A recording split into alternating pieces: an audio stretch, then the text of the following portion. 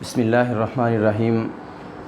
رسول کریم صلی اللہ علیہ وآلہ وسلم کا فرمان گرامی ہے، خیر الناس من ینفع الناس، لوگوں میں سے سب سے اچھا شخص، سب سے بہترین شخص وہ ہے جو لوگوں کے لیے فائدہ مند ہو۔ اس کی روزمرہ سے ہم کئی مثالیں دے سکتے ہیں، جس طرح کہ کسی مظلوم کی مدد کرنا، یا کسی محتاج کی، مسکین کی مدد کرنا، کسی بیوہ کے ساتھ تعاون کرنا، جس طرح کہ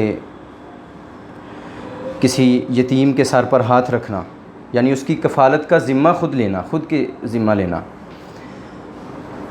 راستے میں گزرتے ہوئے اگر ہمیں کوئی ایذا پہنچانے والی، تکلیف دینے والی ہمیں کوئی چیز نظر آتی ہے، مثال کے طور پر راستے میں پڑی ہوئی کوئی لکڑی، کوئی اینٹ، کوئی پتھر وغیرہ، یا کوئی ایسی چیز جو کسی کو تکلیف پہنچا سکتی ہے، راہ گزر کو گرا سکتی ہے، اس کو اٹک سکتی ہے، اللہ نہ کرے اس کا کوئی نقصان ہو سکتا ہے، تو ہم وہ سائڈ پہ کر دیتے ہیں۔ یہ تو حدیث کے مطابق امام الانبیاء علیہ السلام کا فرمان گرامی ہے کہ ایمان کے درجات میں سے ایک درجہ ہے کہ راستے میں پڑی ہوئی چیز ہم راستے سے ہٹا دیتے ہیں۔ یہ خیر الناس ہے۔ اگر کوئی شخص یہ کرتا ہے تو وہ لوگوں کے لیے خیر کا باعث ہے، وہ لوگوں کے لیے اچھائی کا باعث ہے، لوگوں کے لیے وہ نفع بخش ہے۔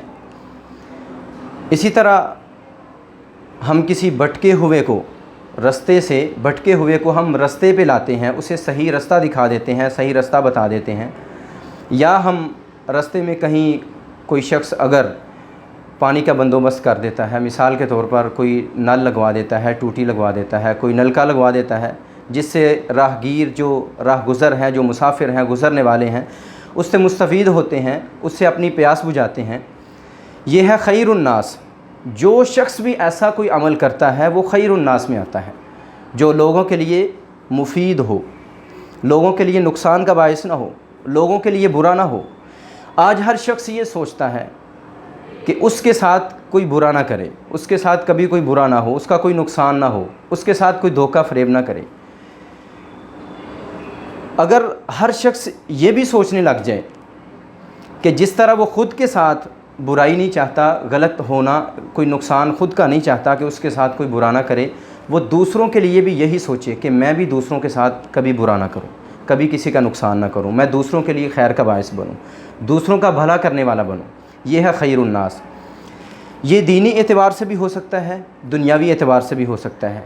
دینی اعتبار سے بھی اس کی کئی مثالیں ہو سکتی ہیں۔ مثال کے طور پر کسی کا عقیدہ ہم درست کر کے توحید پر لے آتے ہیں، کسی کو ہم عقیدہ رسالت صحیح انداز سے سکھا دیتے ہیں، کسی کو ہم دین اسلام کے ارکان سکھا دیتے ہیں، کسی کو نمازی بنا دیتے ہیں۔ دین اور دنیا دونوں اعتبار سے اگر کوئی لوگوں کے لیے خیر کا باعث بنتا ہے تو دونوں انداز سے اس کے لیے یہ اجر کا باعث ہے، جس طرح کہ نبی علیہ السلام کا فرمان گرامی ہے، خیر الناس من ینفع الناس، اور دوسرے مقام پر فرمایا الدین النصیحہ، دین سارا ہے ہی خیر خواہی کا نام ہے، دین اسلام کی بنیاد ہی خیر خواہی پر ہے۔ اس لیے ہمیں چاہیے کہ ہم دوسروں کے لیے خیر کا باعث بنیں، نہ کہ نقصان کا۔ اللہ تعالیٰ ہمیں اس پر عمل کی توفیق نصیب فرمائے۔